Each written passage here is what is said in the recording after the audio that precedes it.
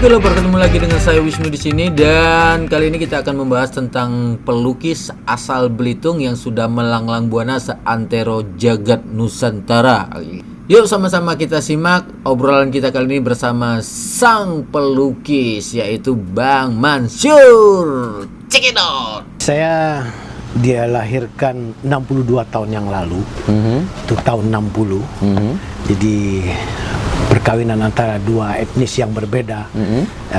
Bapak saya dari Bugis, ibu saya Makassar. Umur 5 tahun, kemudian saya ke Tanjung Pandan ikut orang tua saya.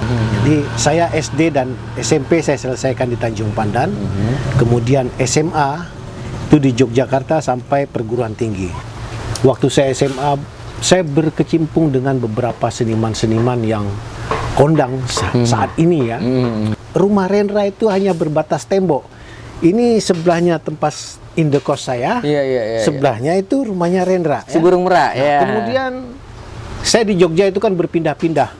Ada 4-5 kali pindah-pindah kos. Nah, kemudian waktu saya pindah lagi indekos, kira-kira 500 meter dari jarak yang saya pertama itu, saya kos lagi, itu satu gang dengan M. Ainun Najib. Nah, siapa yang tidak kenal? Siapa yang nggak kenal ya? Nah, kemudian saya tiap hari dari sekolah ke rumah sekolah, itu berhadapan sekolah saya dengan rumahnya Brahma Kehikum. Nah, Brahma Kehikum itu ya murid-muridnya Rendra di bengkel teater. Nah, jadi saya setiap hari, setiap malam disuguhkan oleh orang-orang yang bergelut di bidang seni, bergelut dalam bidang seni. Saya pada saat itu yang ada dalam pikiran saya, bagaimana supaya saya bisa jadi seniman. Nah, itu saya mengambil sekolah tinggi seni rupa. Waktu itu namanya STSRI Asri, Sekolah Tinggi Seni Rupa. Nah, saya mengambil bidang seni grafis. Saya berusaha keras bagaimana supaya saya bisa mandiri. Jadi itu semester keempat, saya sudah bisa mencari uang sendiri.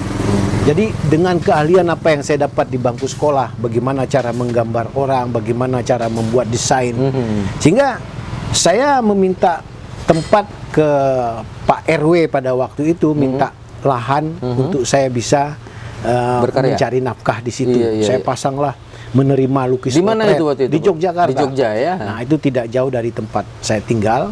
Nah, kemudian saya pasang itu, dan di luar dugaan ternyata ada orang yang ingin saya lukis. Nah, mulai ada peminat. Ya, mulai ada peminat. Nah, pada waktu itu Wesel kita dulu namanya Wesel. Sekarang sih anak-anak gampang. Pak, ada uang nggak? Kita sekarang nggak ada uang nih.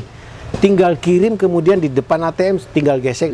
Pada waktu itu nggak begitu. Masih Wesel Pos ya? Kita nggak ada uang.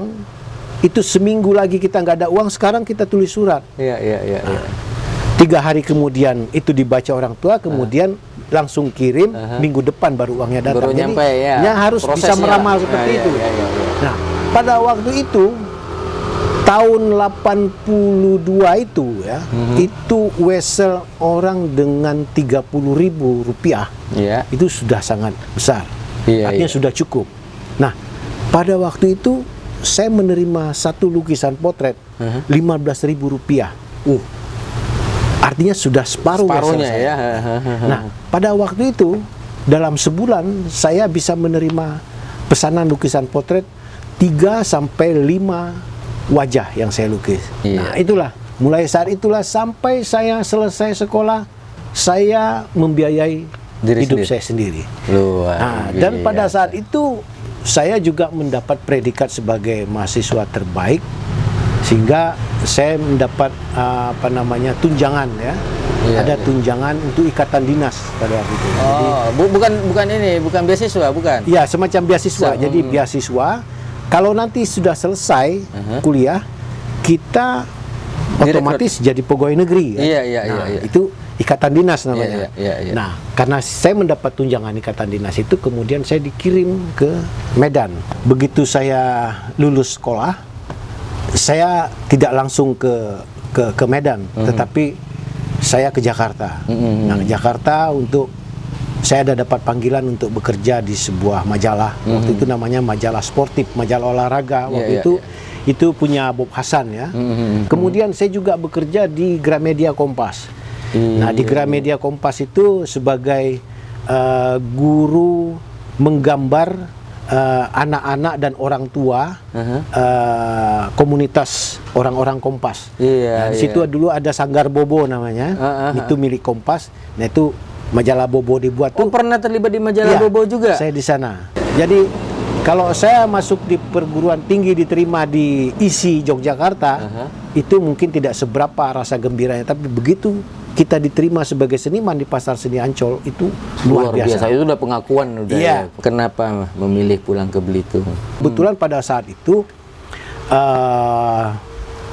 dari pemerintah itu menawarkan untuk itu Tanjung Pendam coba kelola, dibuat semacam apa sesuai dengan keahlian kamu di dalam bidang seni rupa, kamu buat apa.